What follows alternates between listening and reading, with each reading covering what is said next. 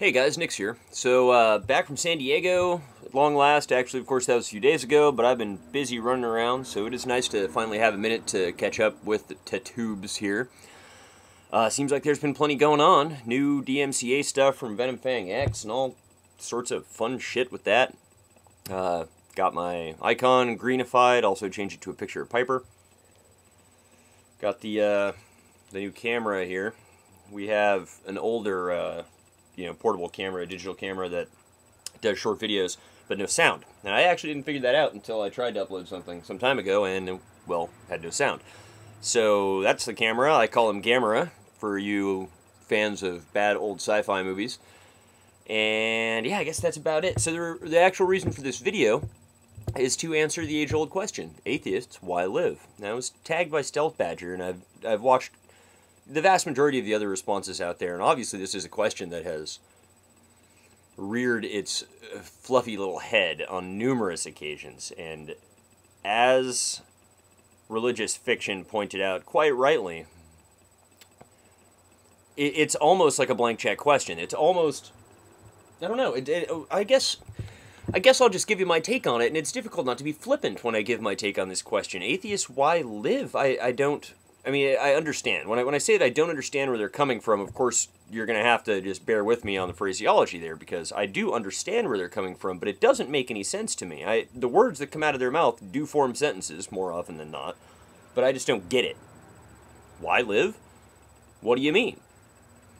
Okay, no flippancy, no flippancy. Serious answer. All right, I look out my window here, and I see trees, and I have heard on numerous occasions that trees and nature, etc., simply looking out the window can provide one with personal evidence for the existence of God, gods, whatever.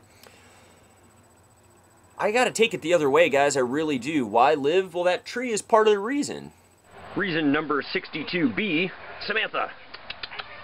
Kitty. Look at that kitty. It's a good kitty. Animals, taking care of, having fun with, living with animals. I don't consider my cats pets hardly. They come and go as they please and do exactly whatever they want, as evidenced by the numerous small scars that still pockmark my arms. So, if that tree, if someone can look at that and actually form some sort of statement or argument that that tree is in its glorious photosynthetic majesty is evidence for God, well, I can say it's evidence for the very thing that we're trying to nail down here. Why live? Richard Dawkins, I think, he might have even done the math, but he said before, think of the number of people that are possible that aren't here right now and that will never be here. We are the holders of the few bright sparks of life that we're aware of in this universe. If that's not worth living for, I don't know what else, what else could you possibly postulate that would be worth living for? Reason number 468Q-1. The driver and the putter. I want to play more disc golf. I want to hit courses in all 50 states and out of the country. I want to hit an ace on hole 9 at Stafford Lake in Nevada, which will never happen because it's a 1,000-foot hole. And for those of you guys who know nothing about disc golf, you basically compare it to normal golf or ball golf yardage. So if it's 1,000 feet, it would be like 1,000 yards. So good luck on the hole-in-one. But who knows? That, to me, trivial as it is enough to keep going for. Why? Hell, I like working out. I like being outside. I like staying in shape, despite the cigarettes. I love my cats. I wish I could take them to the disc golf course, but that would be a very bad idea.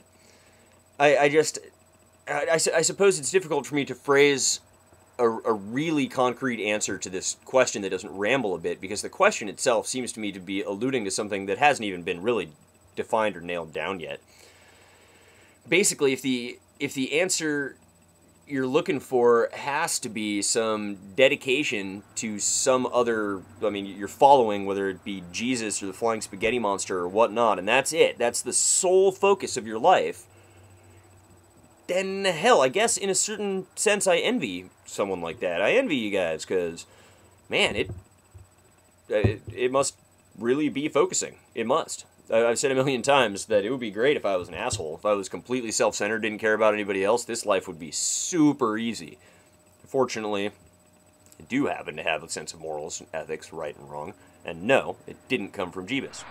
Reason number H, Piper Whitefoot. And the tiny little fuzzy stabby doom. It's a good kitty. The stars swirl in their multitudes. Galaxies are born and die. Stars explode. Planets explode. It's all going on out there, and we are the chosen few. And don't take chosen to mean that somebody had to design us, but we are the lucky few who get to walk outside, light up a cigar, and look up on a cloudless night and see beauty everywhere.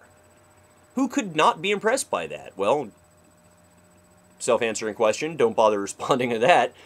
But I don't know. I know I ramble. I know I hector on a little bit about this, but the self-same thing that makes a dyed-in-the-wool believer say that the trees and the plants and the pangolins and everything are proof that there is a God, the quality of all of that, of the proverbial ether, if you will, is what I'm tuned into as well. Kind of comes across sounding a little kind of mystical, mumbo-jumbo-ish, but I think you guys probably all get it. Why live? Say the same thing they do. Look outside. If this world doesn't contain beauty enough to just practically stop your heart, you're not looking in the right place.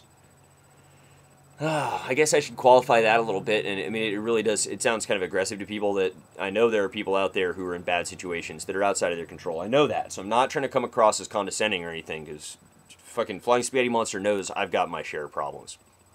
But you gotta be able to find something. And it doesn't have to be toys or a shiny new car. It doesn't have to be tons of sex with whatever gender species floats your bloody boat. It doesn't have to be YouTube notoriety or success. It doesn't have to be 1 million views on your video. It doesn't have to be a brand shiny new computer camera, all that crap. Reason number blue 22, blue 22. Scotch, old enough to order its own scotch. The most fun I have, well, I mean, just like with myself, obviously, I enjoy the company of friends, my lover, and my cats and everybody, but like the most satisfied I can usually find myself is out throwing my discs around. I mean, just going and doing some putting practice, going from one end of the field to the other, and back and forth and back and forth. Hell, if there's Zen, that's it for me. So am I being hopelessly irresponsible, tediously childish, and kind of just dodging the buck entirely when I say disc golf is a sufficient answer to the question in my brain? Is that hopelessly irresponsible of me, or does it kind of hit to the truth of the matter? I feel like for me it does kind of hit to the truth of the matter, that this satisfaction, this why live question, whatever it is that supplies the answer for you, it's clearly attainable through many means. It's attainable differently by many people. Everybody has their own personal preferences for their life and their livelihood and how they comport themselves and behave and what they do. Isn't that enough? So, ladies and gentlemen, that about concludes it for me. For evidence-destroying purposes, I will allow myself to end on a somewhat melodramatic note. It does just about kill me sometimes when I contemplate the grandeur of everything that goes on around me. This computer I'm working on can be described as a conglomeration of silicone and wires, but that doesn't do it justice. Nor does describing the organs inside my body do me justice. We are the chosen few, once again, that get to experience this beautiful thing called life. And that, my friends, is enough for me. For now, Nick's out.